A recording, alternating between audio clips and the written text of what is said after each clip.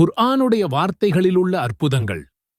குர்ஆனில் அறிவியல் அற்புதங்கள் மட்டுமின்றி அது பேசும் விதத்திலும் அதில் பயன்படுத்தப்பட்டுள்ள வார்த்தைகளிலும் நம்மை வியக்க வைக்கும் அற்புதங்கள் உள்ளன என்பது உங்களுக்கு தெரியுமா? இன்று குர்ஆனை ஆய்வு செய்த மொழியியல் அறிஞர்கள் குர்ஆனில் உள்ள வார்த்தைகள் சீரான விகிதத்தில் பயன்படுத்தப்பட்டுள்ளன என்று கண்டறிந்துள்ளனர்.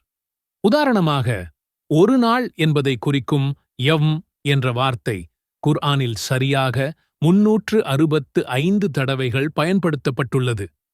மாதத்தை குறிக்கும் ஷஹ்ர் என்ற சொல் குர்ஆனில் சரியாக 12 தடவைகள் இடம்பெற்றுள்ளது. நம்மில் சிலர் மாதங்களெல்லாம் மனிதர்கள் உருவாக்கியதுதானே என்று நினைக்கலாம்.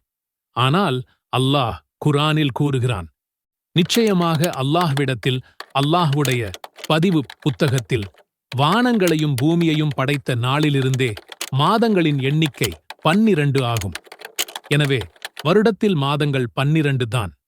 மாதம் என்ற சொல் குர்ஆனில் 12 முறைகள்தான் இடம்பெற்றுள்ளது. சுப்ஹானல்லாஹ். அடுத்ததாக, இவ்வுலக வாழ்க்கையை குறிக்கும் துன்யா என்ற வார்த்தை 115 தடவைகளும், அதற்கு நேர் எதிரான மறுமை வாழ்க்கையை குறிக்கும் ஆகிரத் என்ற வார்த்தை 115 தடவைகளும் இடம்பெற்றுள்ளன.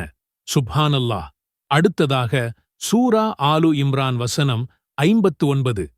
நிச்சயமாக அல்லாஹ்விடம் ஈசாவின் உதாரணம் ஆதமுடைய உதாரணத்தைப் போன்றாகும்.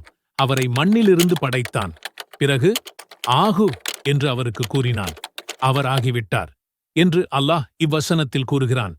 ஆதம் அலைஹிஸ்ஸலாம் அவர்களுடைய பெயர் 25 முறையும், ஈசா அலைஹிஸ்ஸலாம் அவர்களுடைய பெயர் 25 முறையும் குர்ஆனில் இடம்பெற்றுள்ளன.